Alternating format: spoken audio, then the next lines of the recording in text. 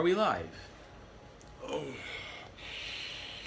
The question is not are we live, is it are we alive? This is Justin, and I'm coming to you live and alive from the last day here at my stay, the beautiful oasis we like to call UCLA, Santa Monica Hospital. I've spent the most part of today sleeping, to be honest with you, right here in this comfy old bed of mine. And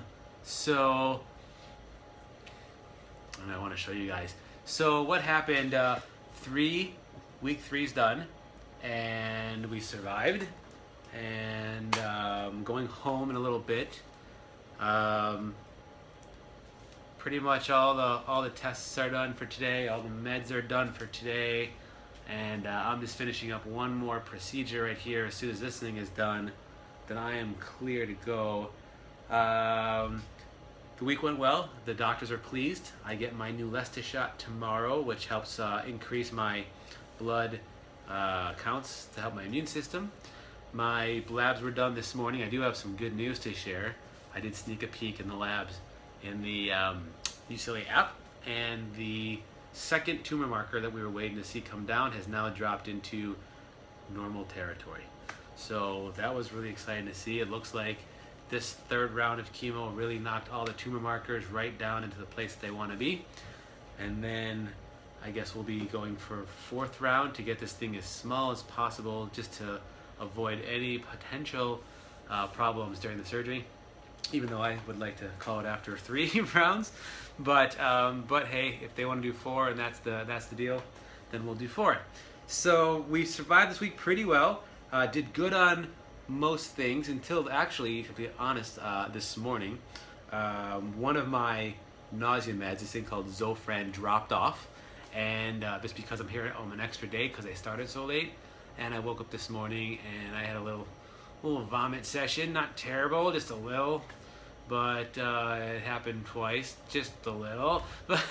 But they rushed me in some nausea meds and took care of that right away, and I was fine after that. I was able to eat a little bit, so all good there. Anyway, with the counts every day, they keep your blood. They do out of my port. They draw blood every morning, and they check various things, of course, blood counts and things. One of them is called hemoglobin. And my hemoglobin dropped below 8 this week. 8's kind of the cutoff. You don't want to go below 8. Mine was around 7.9. It got down to 7.6. It's been hovering around 7.7, 7.8 the last couple days. They didn't want to stop the chemo until it dropped lower because of the fact that I've been up and about and walking around the floor, and as you've seen, making some crazy videos this week. I'm not your typical patient living in 7-point-something hemoglobin land. Had I been, they would have transfused immediately, but in my case, they said, let's wait and let's see how you look at the end. Basically, they looked at me today and said, my numbers are low, but I'm still good. But they said because they might drop again over the next few days, they didn't want to take a chance and have me have to rush back in and do a blood transfusion when I'm already hooked up. So I am getting my very first ever blood transfusion. All right. Jokes aside, I want to show you guys this because I really feel like a freaking vampire. So I'm gonna pull us off the stand here. I'll do it as smooth as possible. Hope you guys are enjoying this tour here of the room. So ready? Let's see if it says it. Oh, but it's Facebook Live, so it's gonna say it backwards. Oh, that's a bummer. But let's see if you guys can see that it says blood. Yep, and so there's the rest of it. It was actually quite a full bag, all the way up there, full bag of blood. But we've been dripping. To be honest with you guys, I thought about doing a video, but I was so tired. I was so tired that I slept through most of this. But here is blood. Yeah. So yeah, I was tired, guys. To be honest with you, I kept waking up and falling back asleep and waking up and falling back asleep, and I guess that's typically what happens. Supposedly these infusions are supposed to make you feel good in about a day, but I shall take this blood because I'm normally a vegan vampire, and today I will be a little vampire. I want to suck your blood.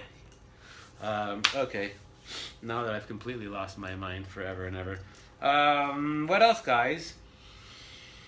Well, it's been a pretty good week, but there's been some interesting friends on the floor I've met, and that's always interesting too. I guess I can take a few minutes here since I'm pretty much done showing my blood and we're hanging out.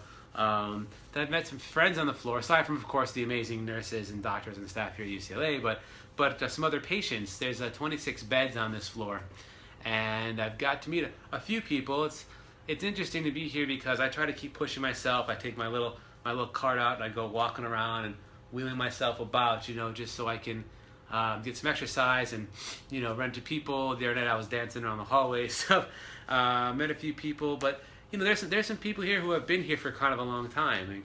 There's one fellow I met who's been here since like April, and he's still here. He's had surgery yesterday, but real nice guy. And someone else who's here in the corner, who I've been, as of doing my labs, I've been watching this person, and it doesn't look like this person may be with us much longer.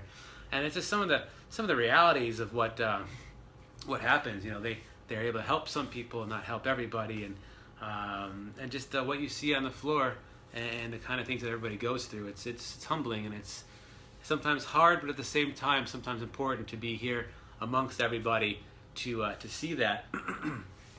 Even into seeing myself having to go through this week, and even having to get to a place where I need my own transfusion.